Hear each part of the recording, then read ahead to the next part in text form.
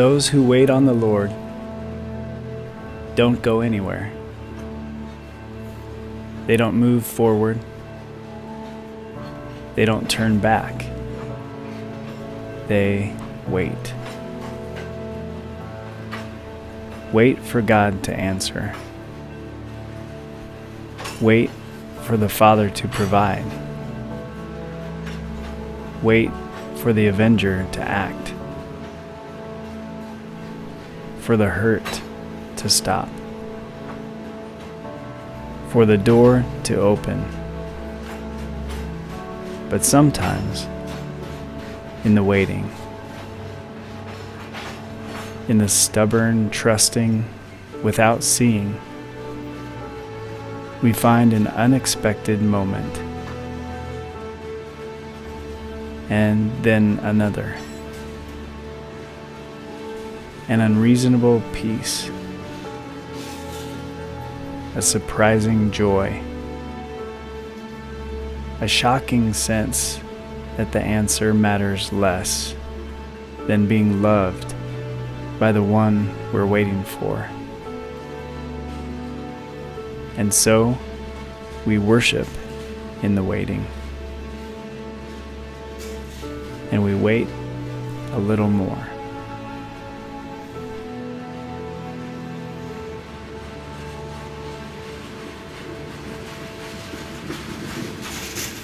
Good morning, church. Thanks for being here today. What is the thing that you're waiting on? Think about that for a second. Or let me put it like this. Fill in this blank for me. I need the Lord and what? How'd you fill that in? I mean, be honest with yourself for a second. How'd you fill that in? It doesn't have to be something super serious. The last 2 weeks, the Gentry family had some illness go through our family, so we were praying, I need the Lord and to feel better. You know, you've been there before.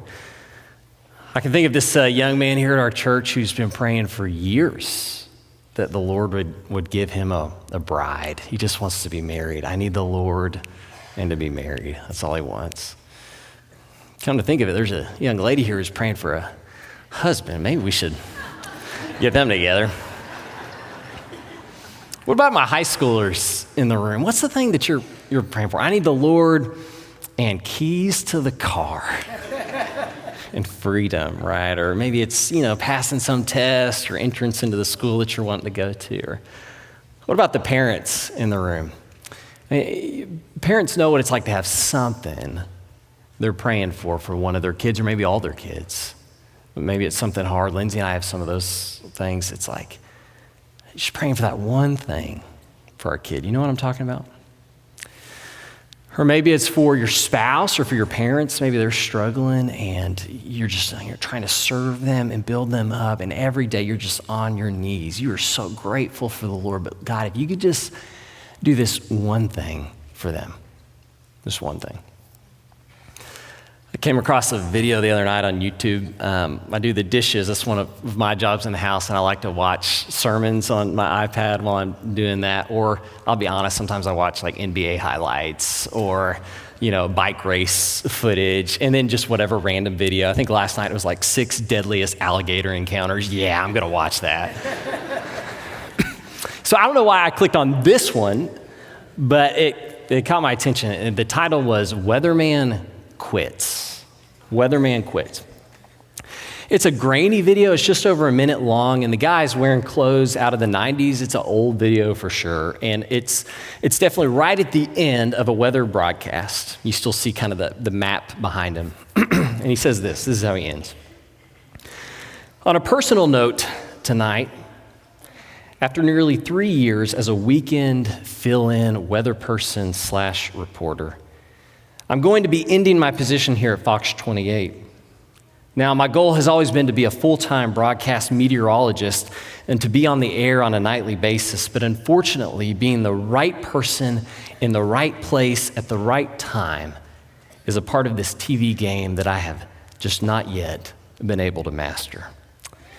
It was my intention to stay on as a full-time forecaster, and although I'm grateful for the opportunity to be here on the weekends, to continue in the present capacity would only serve to say that I am in agreement and satisfied, but that is just not the case. Basically, after 13 years of striving to grab the whole pie, it's no longer possible to keep settling for just a taste of the crumbs. And so I was also, while washing dishes, thinking about this sermon on Abraham. And when I watched that, I felt like I understood Abraham better. Let me kind of summarize this morning what happens with this guy, Abraham, from Genesis 12 through Genesis 20, and with his wife, Sarah. Because Abraham is this guy who knows that feeling, this feeling of wanting the whole pie, even being promised the whole pie and feeling like he's settling for the crumbs, feeling like God is not providing for him. God promises, let's back up a little bit. God promises in Genesis 12, this man Abraham, God changes his complete orientation with the world, his complete direction and intention and design for how he's going to interact with the world. He picks this one man, Abraham, and his family, and he says, I'm going to work through you to bless the whole world. Specifically, he promises Abraham, he says, I'm going to bless you. I'm going to make your name great. I'm going to bless the whole world through your descendants. And we think that hearing that promise from God would be enough, that would be the whole pie. And for Abraham, it's enough for about half a chapter. He goes throughout the promised land that's occupied territory at the time. He's building altars to the Lord, even though this is enemy territory, because he knows it's going to belong to the Lord one day. He's just full of faith, and he's satisfied in the Lord. But by the end of the chapter, he's pretending that his wife is his sister to save his own life. Puts her in serious danger. So it's not exactly his most faithful moment by then. And it doesn't get a lot better by Genesis 15. Come with me if you've got your Bible, Genesis 15, verse 1. And I want you to hear what God says to Abraham at the very start of Genesis 15. God says, do not be afraid, Abram. Now, eventually his name gets changed to Abraham, same guy. Don't be afraid, Abraham. I am your shield and your very great reward, he says. Now, who do you tell not to be afraid? Someone who's afraid. Why does God say that to him? Because he's doubting. He's disappointed. In Genesis 12, at the beginning, when God comes and speaks to him, he believes this guy. But by Genesis 15, he is not sure he can trust God to fulfill the promise. And he is just filled with this doubt and disappointment. And we could argue that that is unfair and irrational. You might think about yourself sometimes when you feel like God's being unfair to you. Is that rational? Because in Genesis 14, there's this crazy story in Genesis 14. It's like a special ops story where Abraham takes 318 of his own men, we're told, trained men, and goes and wipes out several kings and their whole armies just to save his nephew Lot. So Abraham, by Genesis 15, is not one man out in the desert kind of against the world all by himself. He takes 318 of his men and goes and beats a bunch of armies. Okay. And we're also told in Genesis 13 that God has made Abraham incredibly wealthy. So by Genesis 15, everybody in the ancient world knows Abraham's name. Everybody does. You would pay if you didn't know his name.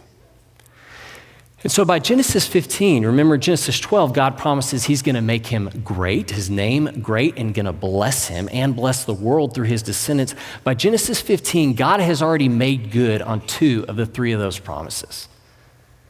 Okay, so it's not exactly like he's just tasting the crumbs.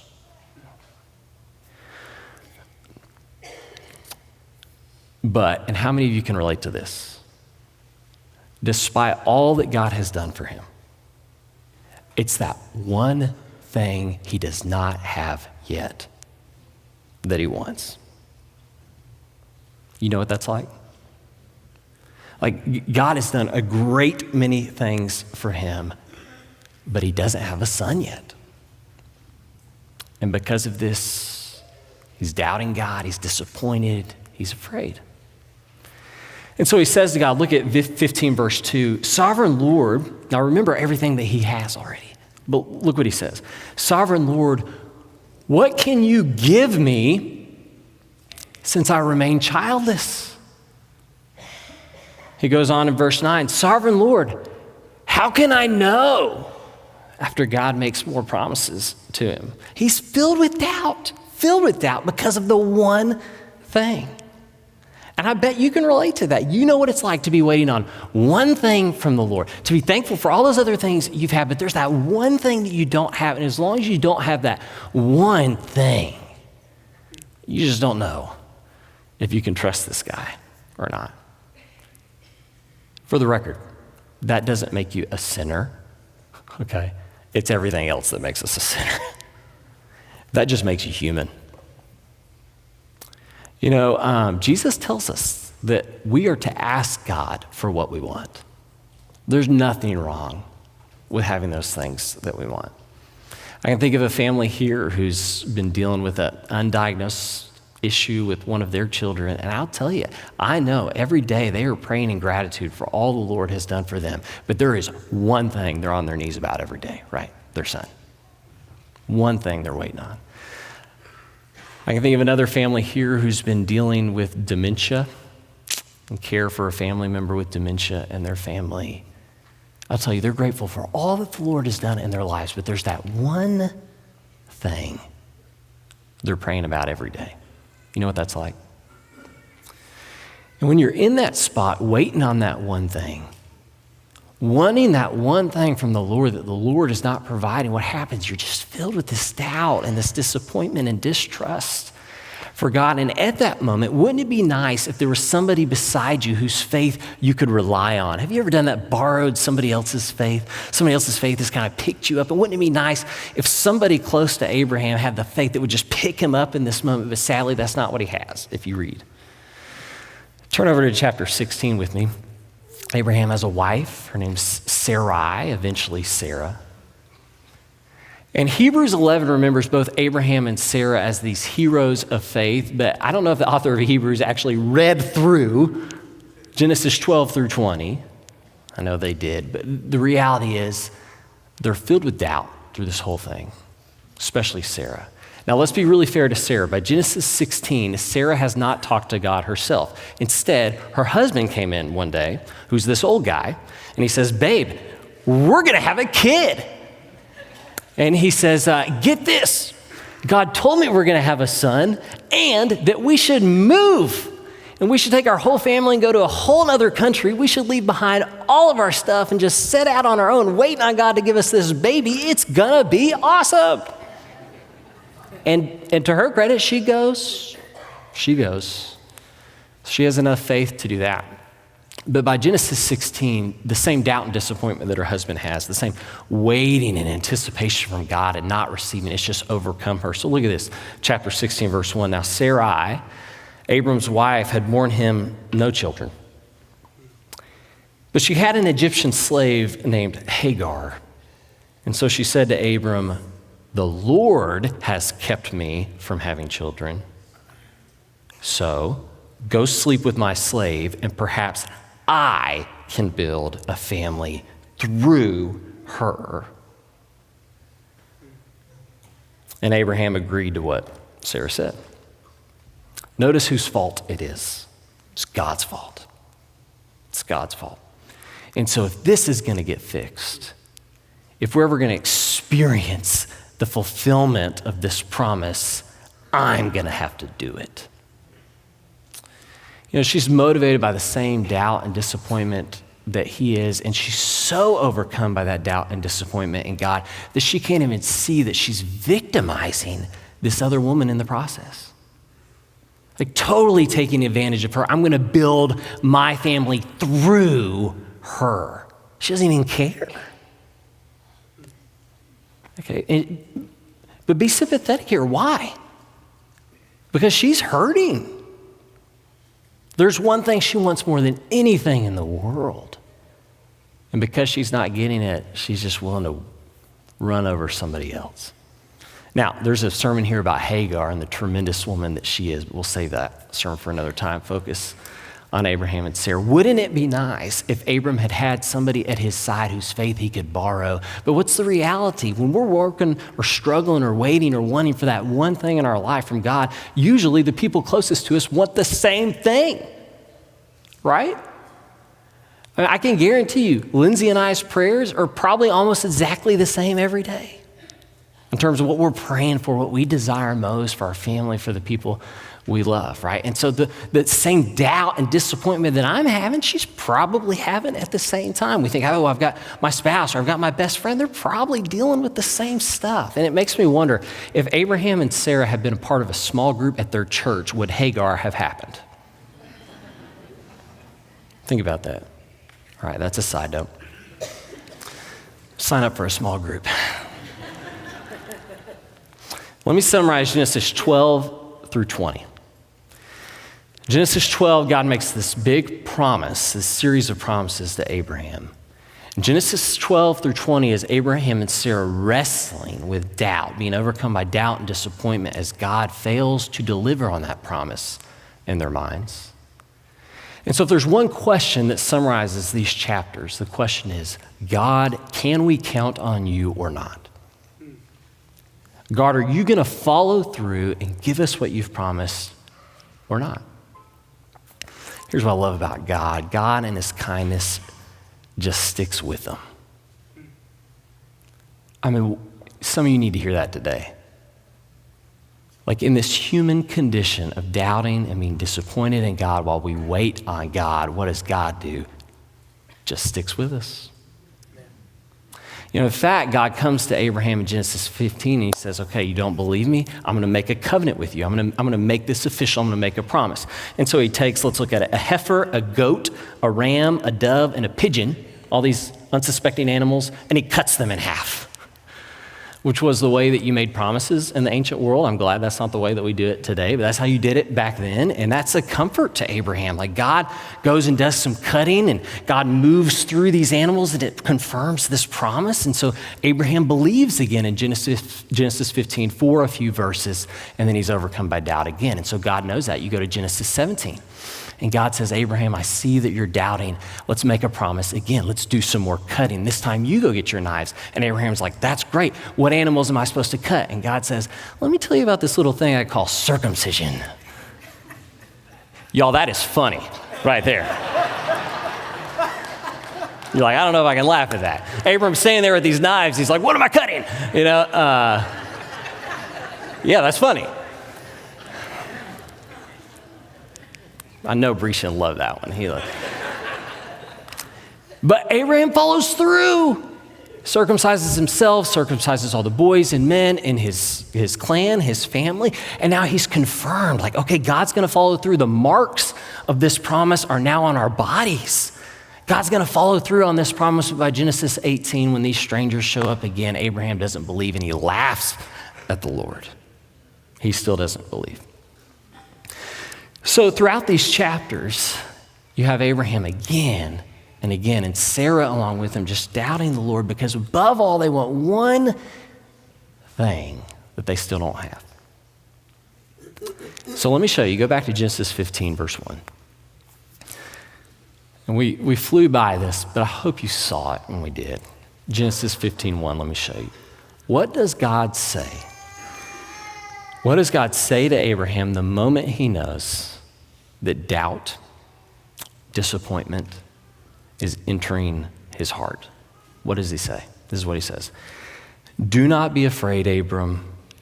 I am your shield, your very great reward. Look at that. When God senses that Abraham is doubting because he doesn't have the one thing he wants most, God says, Abram, I am all you need. I am actually your reward. And you may be waiting on something from me, but you are not waiting on me. Me you have. And I'm enough. I mean, think about this. There's the human side of this story and there's God's side. The human side, you and me, And our doubting and waiting on that one thing from God, like Abraham and Sarah, we're just asking God, God, are you going to follow through? Can we count on you? Are you going to give us what you have promised to give us? And what's God saying to us? Am I not enough? Am I not enough? I mean, how do you get to that point where it's not, I need the Lord and blank, and it's just, I need the Lord? How do you get there? How do you get there? Now remember, Genesis is not just about these people a long time ago. Genesis is this window into our lives. And remember, it starts with the story of our creation, our design, and our purpose, and then sin enters the equation. It's a commentary on what it means to be a sinful person in need of a gracious and loving Savior. And then here in this story, this just story that spreads over chapters, we see like the essence of what it means to be a human in this world who's waiting on God and wanting from God, right? That's what we're seeing here in this Abraham story. And the response of the Lord is that in your waiting and your wanting, when you're being filled with doubt and disappointment, that's also the only time that you can learn, I'm actually enough. And God's greatest desire for us is that we would be satisfied in Him, that He would be enough for us. I think about Paul, the Apostle Paul, and I know you were thinking the same passage. Paul, when he writes Philippians, is in prison. And so, I mean, you just think about that. He's in prison. And this is what he says in prison. He says, I have learned to be content. I've learned to be content. Whatever the circumstances, I know what it is to be in need. I know what it is to have plenty. I've learned the secret of being content in any and every situation.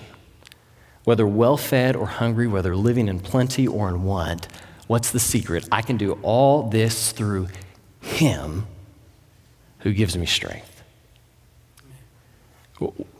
Pay attention. What's the secret to being content? It's one word in the last line, Him. That's it. Well, Paul has learned, and he learned it. I mean, pay attention. He doesn't say, I know how to be content in every circumstance. What does he say? I learned it. I learned it from being disappointed, from doubting God, from wondering if God was going to provide, from having all kinds of hardships, being stoned and shipwrecked, all kinds of things Paul goes through in his life. What did those things teach him? He learned to be content. Something he learned.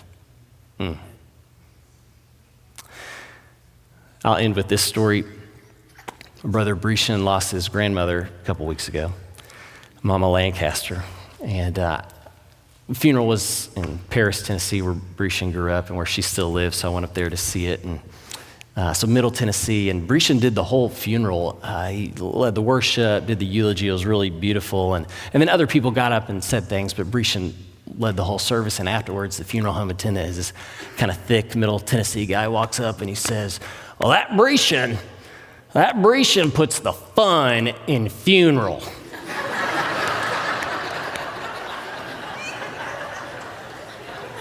Like, you're right, he did. He did put the fun in that funeral.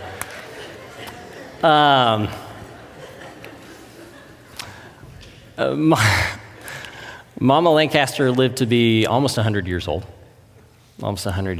And throughout the service, Brescian and then other children, grandchildren, and greats and great-greats who were all there got up to bear witness to this wonderful woman. It was a beautiful funeral. Not only are all of her children and grandchildren, great-grandchildren faithful, but they can all sing like Brescian. So it's kind of like a free a cappella concert at Mama Lancaster's funeral. And one by one, as everybody got up to testify about her, what they mostly testify was about her great faith. And her life had not been easy. She lost her husband 30 years earlier. She lived as a widow for 30 years. She lost a son and a daughter-in-law. Her life had been very difficult. Several people testified to those things, and then they showed a video of her speaking that one of the children or grandchildren had sat down with her and recorded a video of her a couple of years ago talking about her life. And what I was struck by in the stories is every time she would talk about these events in life, whether that was loss or birth, a death or a great gift or blessing, almost every sentence, no matter what, ended with her talking about the Lord and how good the Lord had been to her. She talked about she was born in the Great Depression. She had one pair of shoes in the Great Depression. She said, I was so thankful for that one pair of shoes. God was so good to me, she said. Her little 90-year-old hands just pointing upwards to the Lord. God is so good to me. And you leave a service like that and you think, I want to believe like that. I want that kind of faith. Don't you? Don't you want the Lord to be enough reward for you? I'll tell you, that's what I want. And I got a long ways to go. But I see someone like that, and I think, that's what I want. I want the Lord to be enough. I want the Lord, and that's it. Can I pray over you? God, these are your people here, your sons and your daughters. And each of them, God, have something on their hearts. They have something they're longing for. Something, God, that they beg you for. God, you've told us to ask, and it will be given to us, to seek, and we'll find. There's nothing wrong with that longing, God. I pray that you would honor the desires of their hearts, but mostly, God, would you, while we wait, help us learn to be content in you. Would you help us, God, to realize that you are enough, that you're not just our reward, you are our very great reward. And in this, God, we give you great praise and thanks. I pray all this in the name of your Son, Jesus. Amen.